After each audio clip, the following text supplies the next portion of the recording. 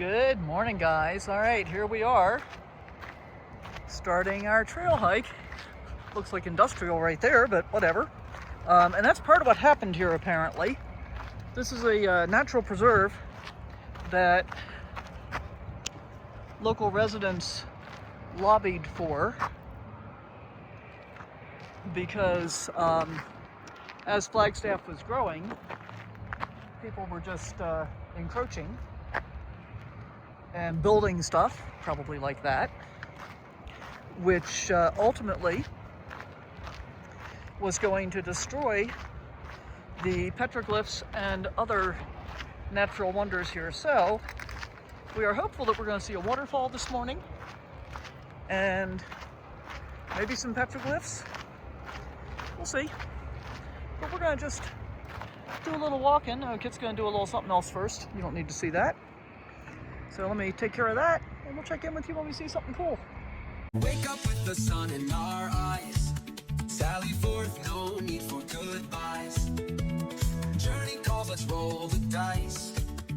Every mile a new surprise. This is very cool. They've made a little outdoor classroom and a bunch of interpretive signs here. One of the things to know is that Picture Canyon is home to the greatest concentration of Sinagua petroglyphs, which is pretty cool. So I'm hoping we're going to see one. This is a watchable wildlife detour, which I think is going to be nothing more than a detour, but we'll go take a look. There's more interpretive signs out here, and that's pretty cool.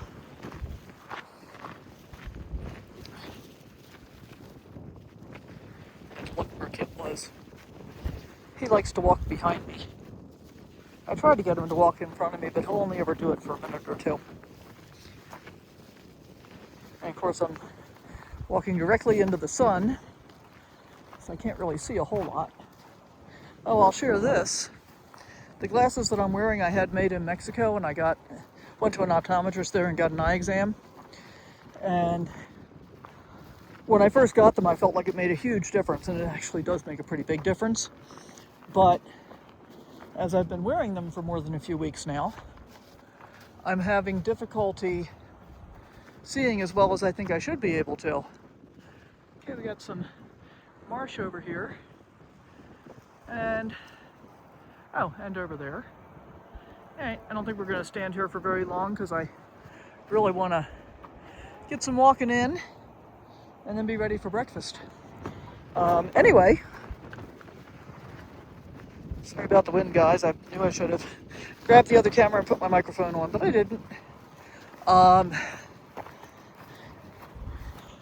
went to Sam's Club yesterday and I had another eye exam done, and they also measured my glasses and then compared that prescription to the prescription of what my glasses were made to the prescription that my optometrist in Mexico had actually written, and none of the three were the same. So the Mexican optometrist wrote one prescription. There's your Kitster view. The lab there made a different prescription, and the optometrist at Sam's Club prescribed something, again, entirely different, but I really felt like I could see a whole lot better from that prescription. And I think part of my issue in Mexico might have just been that I was kind of stressed. It was 108 degrees that day. So I don't know. But I think I'm going to probably order another pair of glasses online, and then I might have another pair of lenses made for these frames. We'll see how that goes. Look, we got company.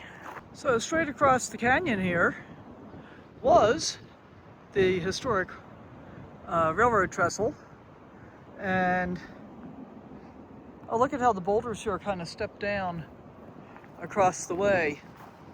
So the railroad trestle was in operation for just a couple of years, but harvesting the forests in northern Arizona went on from basically 1887 to 1966. And apparently this next section of trail is built on the previous railroad bed. So that's kind of cool. Oh, and the waterfall is this way. Let's see if we can see the waterfall. It's very pretty. I am kind of regretting my choice not to wear my shirt though. Oh, there's somebody sitting down there. Oh, look at that. We were just over there looking across, and now you can see how the canyon's filled in. Let's see if we can get down there and get a better look. But I'm going to do that without the camera on, so I can watch where I'm walking. You can get a glimpse of the waterfall down below here. This is one of my, fear of heights freak out things. It was so close to the edge, and trying to control Kit, I just couldn't even turn the camera on to actually film. So you get a still photo. Hope you enjoy it. Now we've left the industry behind, and we've been climbing a bit, and even if we hadn't been, you can see the canyon kind of way down there, and you can tell we've been climbing a bit because I'm pretty out of breath. So in the sunshine, I'm perfectly comfortable now without the wind blowing, but everybody I've passed has been wearing long sleeves, long pants. Saw somebody in a puffy jacket we passed early on, and it was making me rethink my choice of a tank shirt and shorts, but I'm okay for now. Oh, there's another trail down there. So there's a 3.8 mile loop that goes all the way around and sees everything. Sorry, my nose is running. But I don't think I'm going to go that far. There's supposed to be like a cutoff that makes it about 1.25 miles. And that's kind of what my aim is. Because I'm pretty ready for breakfast. And I don't want to wear poor Kit's little paws out. Because we're walking on cinders, it's not really dirt. But what a beautiful morning and a beautiful way to get it started, huh? Hard to get any better than this, I think. What do you think? Well, there's the Arizona Trail heading off that way, and also off this way, which is also where the Tom Moody Trail goes. Oh, no, it goes this way, thank heaven, because that looks pretty rough. But this is also the Arizona Trail here. So, excuse me. This is the first time I've ever hiked on the Arizona Trail. And that's one of those trails that a lot of thru hikers do, like the Appalachian Trail and the Continental Divide Trail. And what I always think of as the most famous, which is the Pacific Crest Trail. And I may think of it as the most famous simply because I used to hike a section of it with some regularity because it was close to where I lived in Tehachapi. But yeah, I think it is pretty famous. It showed up in movies and books and stuff like that. So I might be right about that. But this is my first time on the Arizona Trail. So thanks for coming along. And I think we're about to dive back into the forest, which means I'll probably get a little chilly again. But that's okay.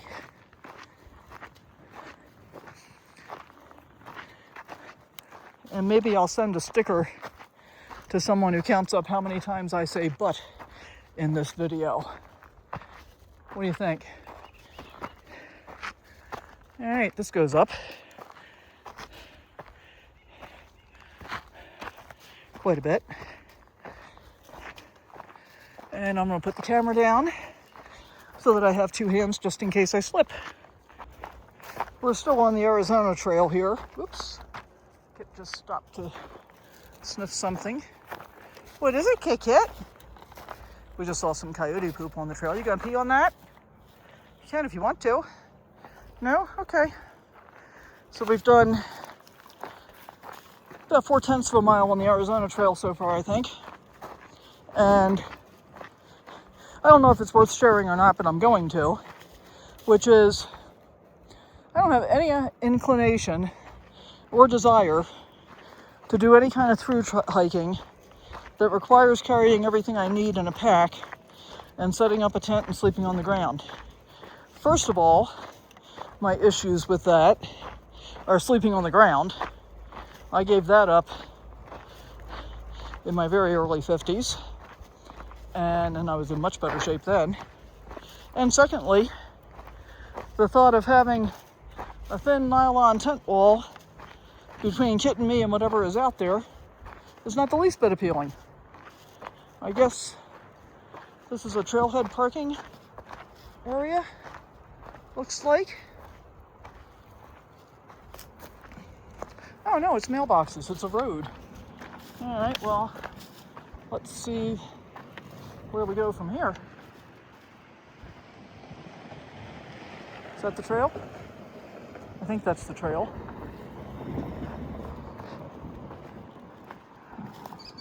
I'm not very good at navigating, guys. That kind of looks like the trail, doesn't it? I think we're going to go this way, Kit. Now that we walk back into civilization. It says Picture Canyon.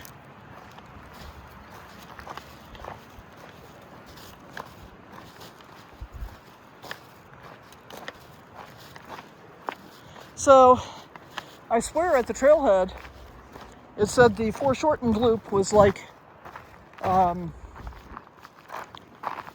mile and a quarter, and we're already 1.34 miles in. So, that's not right. And look how narrow the trail is here.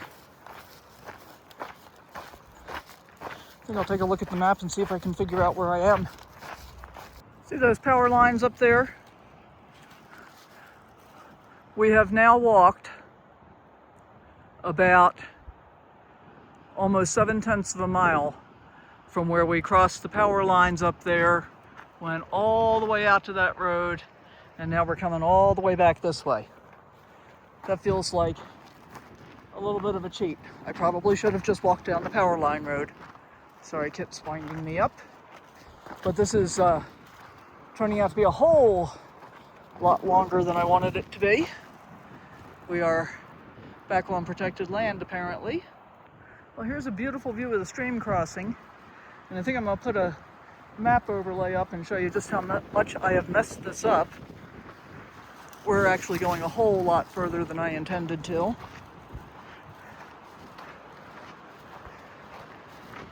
But I decided to go ahead and do this because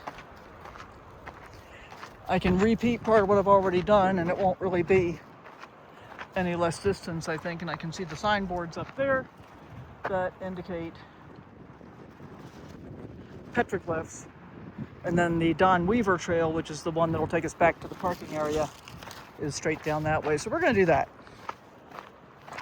We are 1.9 miles in to what I thought was going to be about a mile and a quarter total. So it'll be interesting to see how much we've got when it's all said and done. But it is a beautiful day. I only wish I had brought water. That was kind of stupid of me. But oh well. We'll survive. We'll just be really thirsty when we get back. Future Sally checking in here. I just thought I'd let you all know, because I am so systems oriented, that I have now put a system in place so that I don't leave without carrying water, no matter how short I think a walk or a hike is going to be. And the happy benefit is that the carrier for my water bottle also has a small pocket, which makes it easy to carry the not big, it's small, the better camera, so that I can use the microphone. Even when it's windy, you'll get better audio. So things will improve, for the most part, from here on out. And I've been testing that system for a couple of weeks in real time since I actually filmed this. Thought you might want to know, because otherwise I'm pretty sure I'd get some comments about it, which is also cool.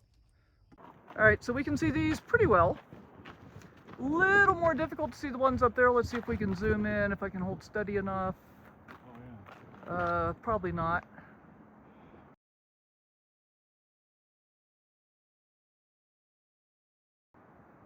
but they're up there. I'll put a, oh, there we go. You might be able to see them. Let's get this back out so that we're not jumping all over the place in our video. So we got some there. Yeah, once you start looking, you can really see them. Yeah, for sure, right here. Yeah. Well, and there's, the first one I saw was the tail of the squirrel right up there. Oh yeah. And then there's like, oh yeah, they're all over the place. There. Look, it's anchors away right there. Oh. Oh, and look over here. Yeah, right here and there. Oh yeah. They're everywhere, I tell you, they're everywhere. Now we're retracing our steps to get back to the Don Weaver Trail. But we just met a lovely couple, Tom and Marianne, from Deerfield, Massachusetts. Shout out to them. And had a great conversation. Just one of the parts of RV life that I really love.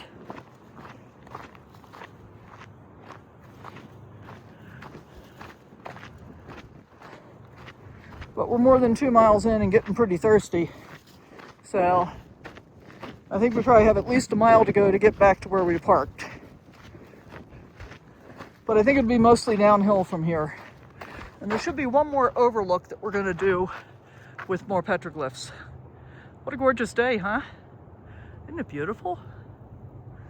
So if you find yourself in the Flagstaff area, I'd recommend doing this trail. I'd recommend paying more attention to the trail markers, apparently, than I did. Because I gave myself a bunch of extra unnecessary hiking that I hadn't counted on. And I think my lesson learned is going to be that if I'm going to go for a walk in the woods, no matter how short I think it is, I'll make sure I at least bring water. So this is where we leave the Arizona Trail behind, and now we're going to pick up the Don Weaver Trail. I am just stunned by the beauty.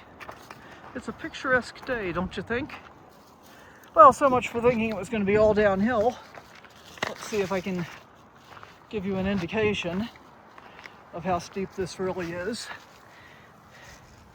Nope, you still can't really see. It's pretty steep. Oh well, we got this. Well, you can kind of get an idea now.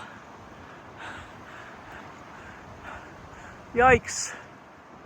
Can you get an idea how far down it is to the riverbed? That's where we were. And we came up through these very steep rocks. Still a little out of breath. Wow. And we're still going up.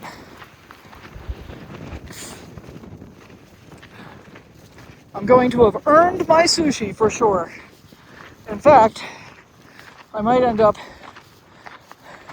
having that as an appetizer and then still having to cook breakfast. GoPros. Stop recording. This is not a GoPro. I got this. Think about this. Every time I think I'm out in the middle of nowhere and I come across a pipeline, I know I'm not really in the middle of nowhere. Had to get here somehow.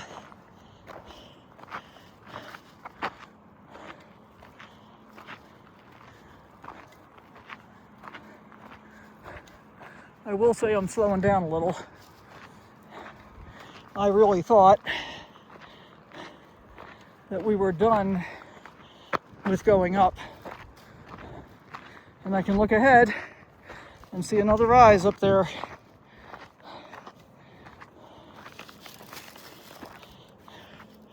Almost 2.5 miles in.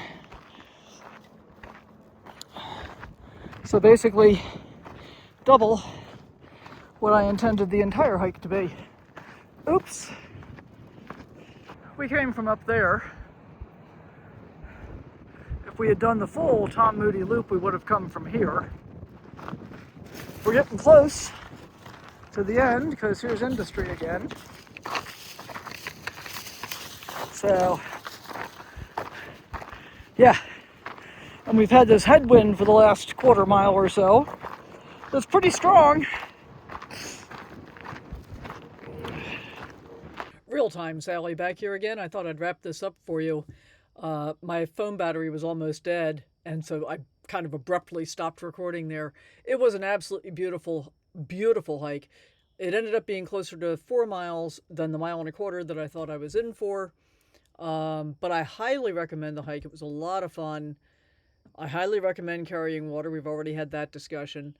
I was really depleted by the time I got back to Henry because remember, well, if you watched the previous video to this one, I had just come from the gym where I did a pretty big gym workout. Still hadn't had anything to eat, and it was, I think at this point, by the time I stopped, it was probably close to 11:30, something like that. It might even have been later. But I'd already put a lot of, physical effort into the day and hadn't eaten, didn't have enough water.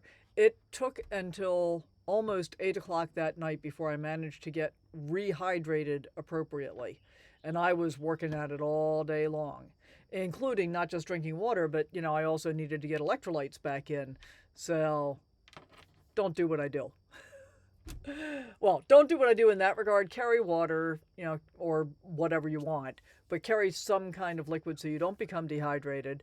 Don't deplete yourself to that level. That was just crazy. And from here on out, I'll be carrying the DJI Nano camera with the microphone so that you can actually hear even if it's windy without having all the wind noise, which is really, really nice. As always, thank you so much for being here. Thank you to my patrons. If you want to consider becoming one or supporting the channel in any way, there are always links in the video description down below.